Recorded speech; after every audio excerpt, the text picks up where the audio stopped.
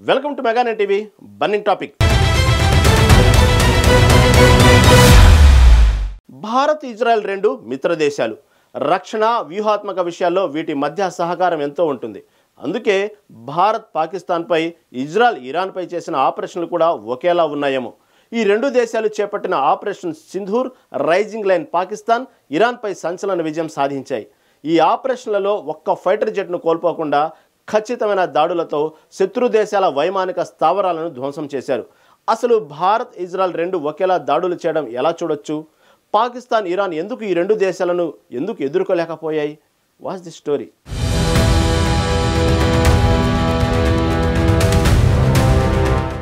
మొన్న పాకిస్తాన్పై India operation Sindoor, నిన్న ఇరాన్పై ఇజ్రాయెల్ ఆపరేషన్ రైజింగ్ లైన్ ను క్షుణ్ణంగా పరిశీలిస్తే దాడులు చేసే తీరు ఒకేలా అనిపిస్తుంది.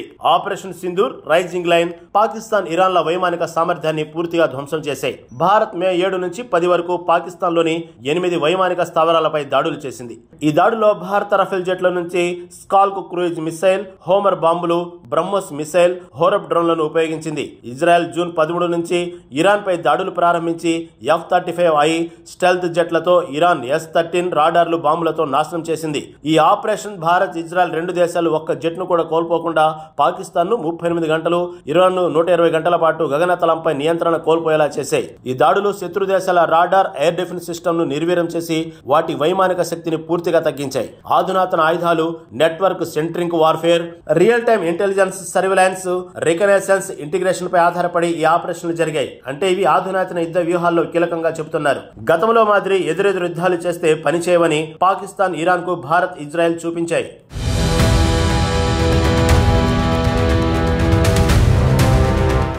పాకిస్తాన్, ఇరాన్లు ఈ దాడులకు ప్రతిఘటించలేకపోవడానికి ఆర్థిక బలహీనత, పాత వైమానిక విమానాలు, సక్రమంగా పనిచేయని ఎయిర్ డిఫెన్స్ సిస్టమ్ ప్రధాన కారకాలుగా చెప్పుకోవచ్చు. పాకిస్తాన్ లోని radar, surface to air missile system ను భారత్ ఎలక్ట్రానిక్ వార్ఫేర్ సిస్టమ్ స్ట్రెక్కా ద్వారా పనిచేయకుండా చేశారు. దీనివల్ల పాకిస్తాన్ యుద్ధ విమానాలు గగనతలంలోకి రాలేకపోయాయి. కేవలం ముక్కుబడిగా కొన్ని జెట్లు మాత్రమే పంపింది. భారత్ S-400 సిస్టమ్ భయం కూడా పాకిస్తాన్ వెనక్కి లాగింది. అటు ఇజ్రాయెల్ F-35I జెట్లు ఇరాన్ రాడార్ లో పనిచేయకుండా చేసి S-300 టోర్-M1 సిస్టమ్ ను ధ్వంసం చేశాయి. ఇరాన్ F-14, MiG-29 వంటి యుద్ధ విమానాలు ఒక్కటి కూడా గగనతలంలోకి రాలేదు. ఇరాన్ కేవలం బాలిస్టిక్ మిసైల్స్, హెజ్బొల్లా వంటి ఫ్రాకీ గ్రూపుల ద్వారా ప్రతిస్పందించింది.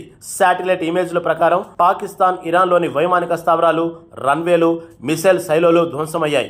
ఎటువంటి వైమానిక కదలికలు లేవు. ఈ ఆపరేషన్లు శత్రు యుద్ధ సామర్థ్యంతో పాటు రాజకీయ, సైనిక, సంస్థాగత సామర్థ్యాన్ని పూర్తిగా దెబ్బతీశాయని చెప్పవచ్చు. అసలు భారత్ ఈ ఆపరేషన్ ఎందుకు, ఎలా చేసింది? ఆపరేషన్ సింధూర్ మే 7న పాకిస్తాన్ లోని బహౌల్పూర్, మురద్కేలో ప్రారంభమైంది. ఈ దాడులు ఏప్రిల్ 22న జమ్మూ కాశ్మీర్ లోని పహల్గామ్ లో జరిగిన ఉగ్రదాడికి ప్రతీకారంగా చేపట్టారు. భారత్ నిర్దేశించిన 9 ఉగ్రవాద కేంద్రాలపై ఖచ్చితమైన దాడులు చేసింది.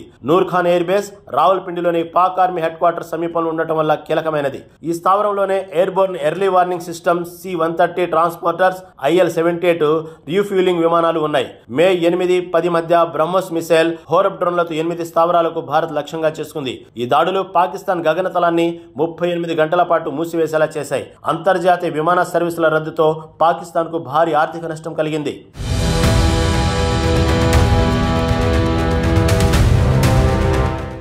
ఇజ్రాయెల్ కూడా భారత్ ఫార్ములాను ఫాలో అయిందా? ఇజ్రాయెల్ జూన్ 13న ఆపరేషన్ రైజింగ్ లైన్ ప్రారంభించింది. F-35I స్టెల్త్ జెట్లు ఇరాన్ గగనతలంలోకి చొచ్చుకెళ్లి S-300, బఫర్ 373, SAM సిస్టమ్స్, రాడార్లను ధ్వంసం చేశాయి. 72 గంటల్లో 200కు పైగా దాడులు జరిగాయి. ఈ దాడుల్లో Islamic revolutionary guard corps command పోస్టులు, నాటాంజు, ఫోర్డ్ వద్ద అణు సౌకర్యాలు, మిసైల్ బేస్లు నాశనమయ్యాయి. ఇరాన్ గగనతలాన్ని 5 రోజులు మూసివేశారు. కొన్ని నో ఫ్లై జోన్లు ఆ తర్వాత కూడా కొనసాగాయి. ఈ దాడులు ఇరాన్ అణు కార్యక్రమాన్ని నెలలు లేదా సంవత్సరాల పాటు వెనక్కి నెట్టాయి. ఇరాన్ రాడార్ సిస్టమ్స్ దెబ్బతినడంతో ఇరాన్ యుద్ధ విమానాలు గగనతలంలోకి రాలేకపోయాయి. ఇరాన్ కేవలం బాలిస్టిక్ మిసైల్స్, హెజ్బొల్లా వంటి ప్రాక్సీ గ్రూపుల ద్వారా ప్రతిస్పందించింది. కానీ ఇవి ఇజ్రాయెల్ ఐరన్ డోమ్ సిస్టమ్ తో నిర్వీర్యమయ్యాయి. ఈ దాడులు ఇరాన్ లో ఆర్థిక, సామాజిక అస్థిరతను మరింత తీవ్రతరం చేశాయి. దీనివల్ల అంతర్గతంగా ప్రజల నుంచి అసంతృప్తి, ఆందోళనలు పెరిగాయి.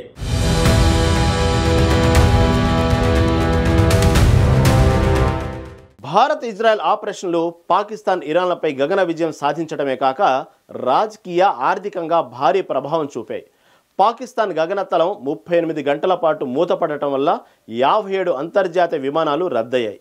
దీనివల్ల ఆర్థిక నష్టంతో పాటు అంతర్జాతీయ విమానయాన రంగంలో దాని విశ్వసనీయత దెబ్బతింది. చైనా రాడార్ సిస్టంపై ఆధారపడిన నూర్ఖాన్ ఎయిర్ బేస్ దాడి చైనా సైనిక టెక్నాలజీపై ప్రశ్నలు లేవనెత్తింది. ఇరాన్లో 120 గంటల గగనతల మూసివేత వల్ల వాణిజ్య విమానాల ఆదాయం కోల్పోయింది. అణు సౌకర్యాలు నాశనం, దాని అంతర్జాతీయ రాజకీయ ప్రతిష్టను దెబ్బతీసింది. ఈ విజయాలు భారత్, ఇజ్రాయెల్ల సైనిక రాజకీయ సామర్థ్యాన్ని ప్రపంచానికి చాటాయి.